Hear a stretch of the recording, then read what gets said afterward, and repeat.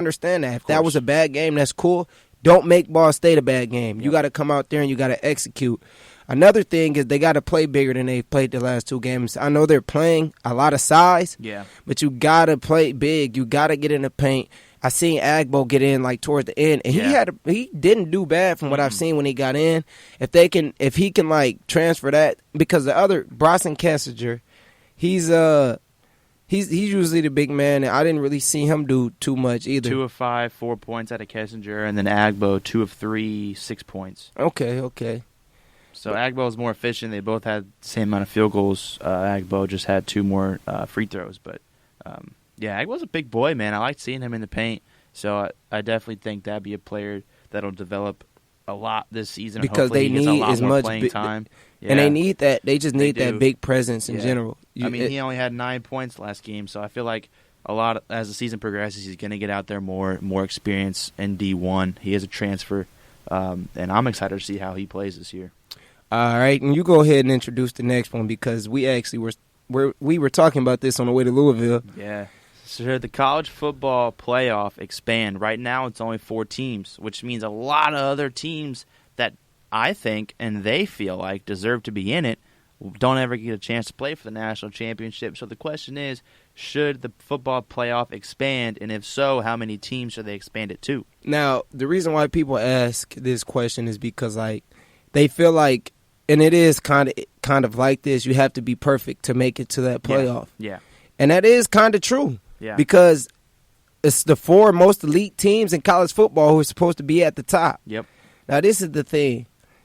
If you look at it, because if they did expand it, how many would they expand it to? That's the thing. And they can't expand it too much because, one, you can't have the football season go any much longer. I think that's the biggest counter argument to expanding the playoffs.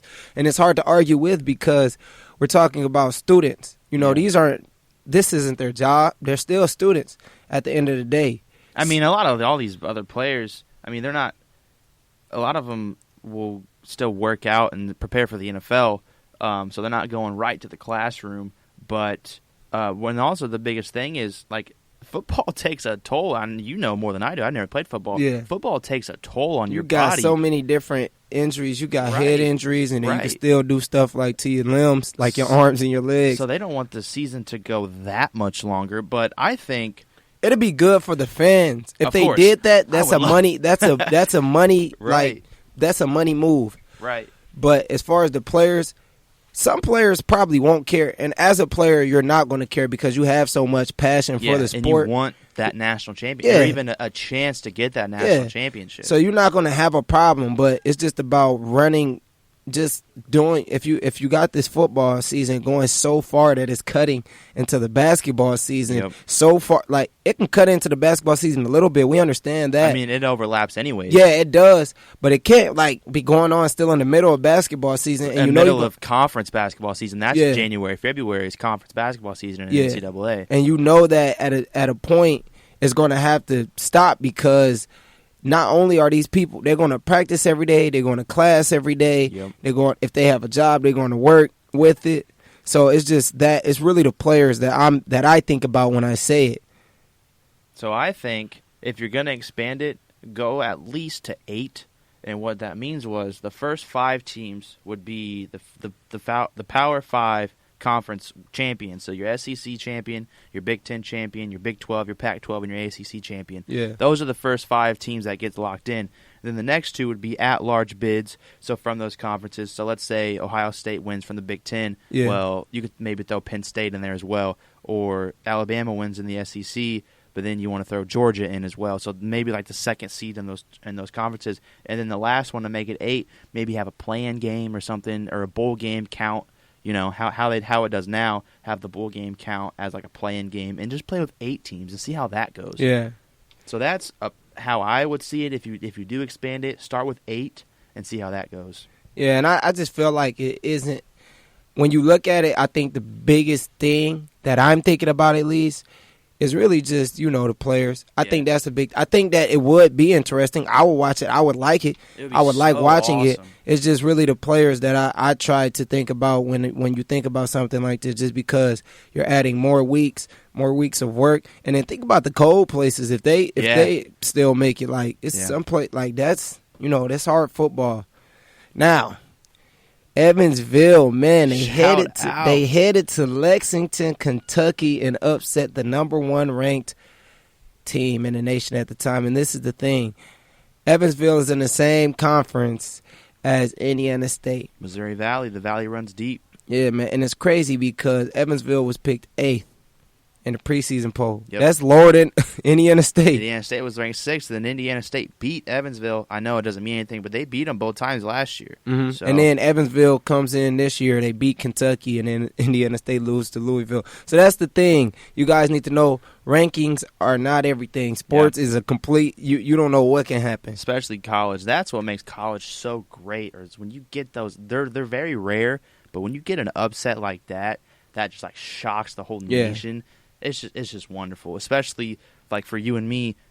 We're not like a part of Indiana State athletics or basketball, but that's a school that's in our conference. So like, there's a little bit of a connection there. You love to see that. And even we were at Louisville last night, and there was a chant of Evansville. Man. And first they said, "We're not UK." Yeah, they were really that whole atmosphere was crazy. It was drunk people running around cussing out the Indiana State players. It was hectic. Like, I would love for that atmosphere to be here, man, but that's not happening. We gotta win, man. I would just love just to have an arena packed like that every game, having fans like that, passionate.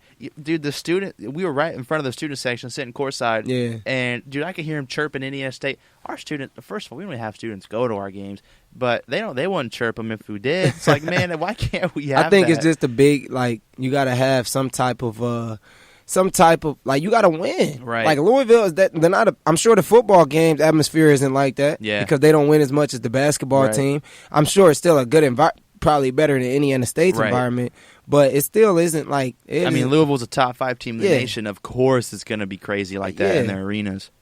Now, as we were talking about, man, Evansville and Kentucky. Now, do you think this is more hurtful to Kentucky, right, or more beneficial to Evansville? I think it's obviously more hurtful to Kentucky just because they got knocked out, number 1 ranked team at home, right as they got the number 1 rank from Michigan State. And they had been like 39-0 at home against unranked non-conference opponents. When they're ranked number 1, yes, that's the first time ever. And then for Evansville, they got their first ever road win against an AP ranked team. Happens to be the number 1 ranked team. And I'm not gonna lie, that coach is decent. Walter McCarty, coach of the year. Every time they came out from a break, dude, boop, the second it was 2 points. Was incredible. And a little known fact about Walter McCarty: he played at Kentucky, he played in the NBA, he coached at Louisville, and now he's coaching at Evansville. Oh, Evansville got them a little gym on the sideline there. Yeah, man. And when they were playing Indiana State last year, our old boss Seth, he kept telling me. He said Walter McCarty's going to turn Evansville around. They're going to be a threat in the Valley, and they come out this year and knock off number 1 Kentucky in Kentucky.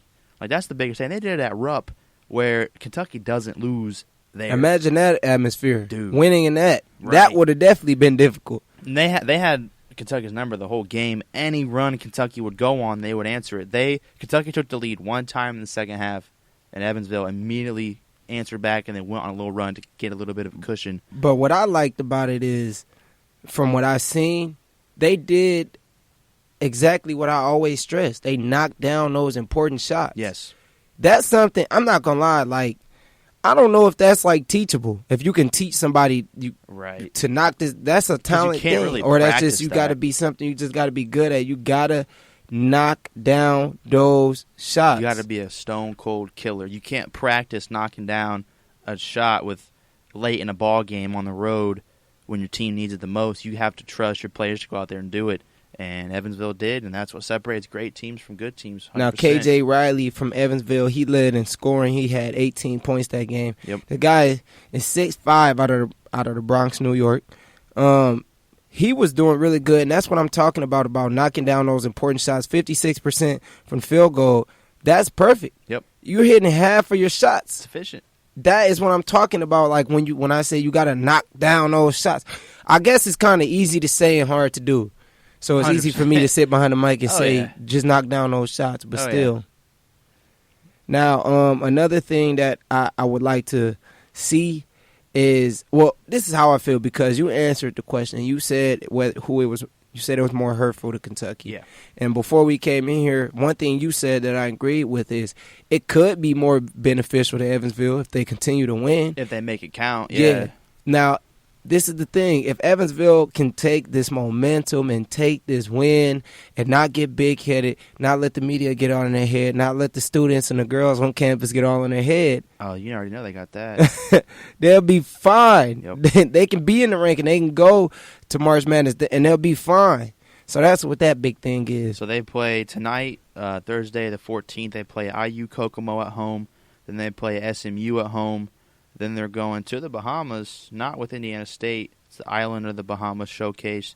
It's a tournament. They play East Carolina, and then they got some pretty easy non-conference games. And then December 31st at Missouri State starts conference play. So Evansville, if they can keep it rolling and not really, if they don't lose another non-conference game, I can see them getting bids to get ranked 100% just because they knocked down Kentucky. Yeah. And then they just got to continue it on into conference play starting the 31st. All right, now another thing, NFL MVP.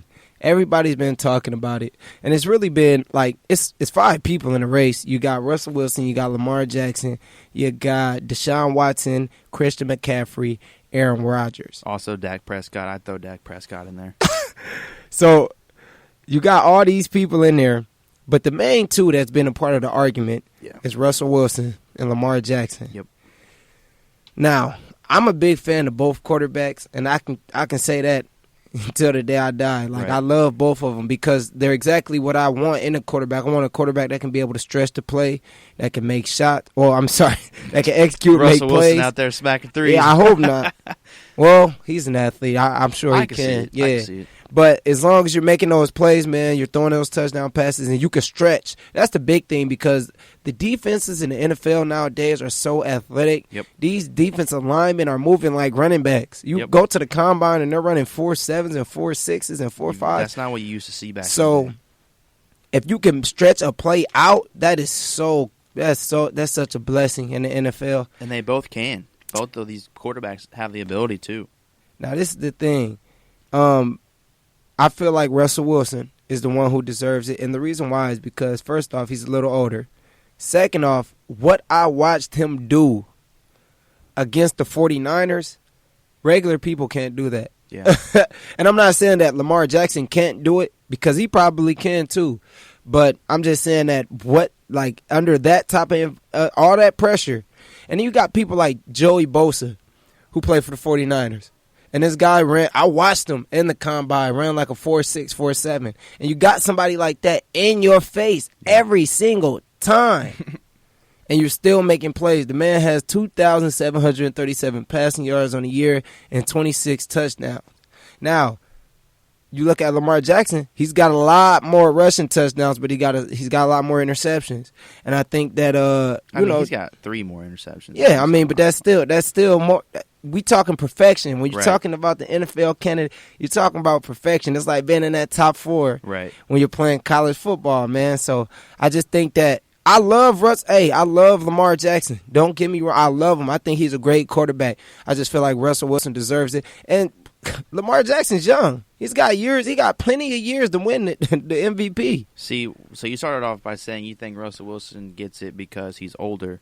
My thing is I think it's more impressive that Lamar Jackson is out here doing it his second year in the league, already putting up these numbers.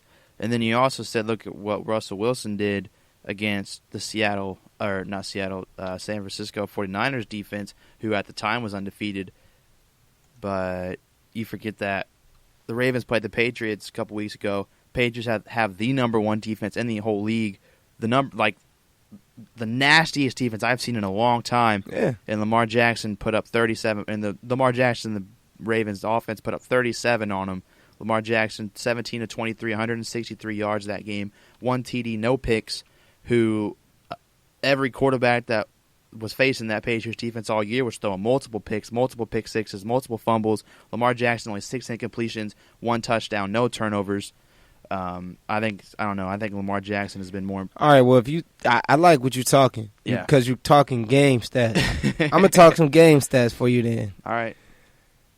This man came into what I've seen, because I've